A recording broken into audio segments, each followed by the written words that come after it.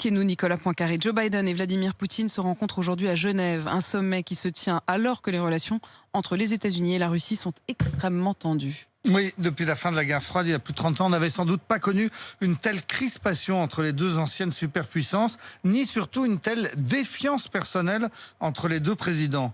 En mars dernier, sur une télévision américaine, Joe Biden avait déclaré à propos de Poutine « C'est un tueur et il va en payer le prix ».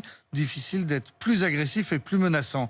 Joe Biden connaît Vladimir Poutine depuis longtemps. Ils se sont rencontrés une première fois il y a exactement 20 ans lors d'un sommet en Slovénie. Poutine était déjà président. Biden, lui, n'était que parlementaire, membre de la délégation américaine. Mais Joe Biden avait raconté ensuite qu'il avait regardé Poutine droit dans les yeux et qu'il avait compris ce jour-là qu'il ne fallait pas lui faire confiance. 10 ans plus tard, les deux hommes se sont revus à Moscou. Cette fois, Biden était vice-président d'Obama et il affirme qu'il a dit ce jour-là à Poutine « Monsieur Poutine, je vous regarde au fond des yeux et je vois que vous n'avez pas d'âme. » Poutine lui aurait répondu « Nous nous comprenons l'un l'autre. » Oh, dis donc, il risque donc d'y avoir de l'électricité dans l'air aujourd'hui à Genève. Oui, d'autant que les présidents qui ne s'aiment pas, on l'a compris, vont aborder tous les sujets qui fâchent. Et il y en a beaucoup. Joe Biden a fait savoir qu'il allait dresser des lignes rouges et indiquer à Vladimir Poutine ce que l'Amérique ne peut pas accepter. Première ligne rouge, le sort de l'opposant russe Alexei Navalny, actuellement en prison. S'il devait mourir, a dit Joe Biden, ce serait une tragédie. Deuxième ligne rouge, l'Ukraine. Joe Biden va faire savoir qu'il ne valide pas le rattachement de la Crimée, ni l'annexion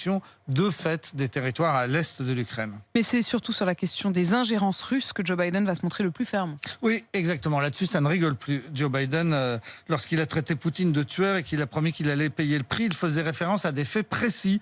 Il venait de recevoir un rapport de 15 pages de ses services de renseignement, rapport selon lequel Vladimir Poutine a personnellement dirigé une opération de dénigrement contre Joe Biden pendant la campagne électorale américaine en vue de faire réélire Donald Trump. Une ingérence qui n'était pas une première. On se souvient qu'en 2016 déjà, les Russes avaient joué un rôle important pour disqualifier Hillary Clinton. Des hackers russes s'étaient notamment infiltrés dans le serveur du comité démocrate et avaient fait fuiter un certain nombre d'informations gênantes pour la candidate. Joe Biden va donc dire à Vladimir Poutine qu'il sait qu'il a déjà essayé 2 fois d'intervenir sur les élections américaines et que ça ne doit pas se reproduire.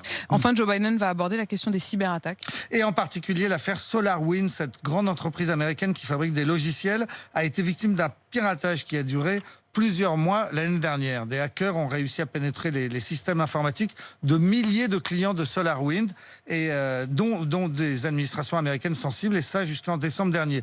Depuis, la Maison-Blanche a accusé les services de renseignement extérieur de Russie, le SVR, d'être à l'origine de l'opération. Le président de Microsoft estime qu'au moins 1000 ingénieurs russes ont participé à cette attaque qui était la plus sophistiquée jamais vue.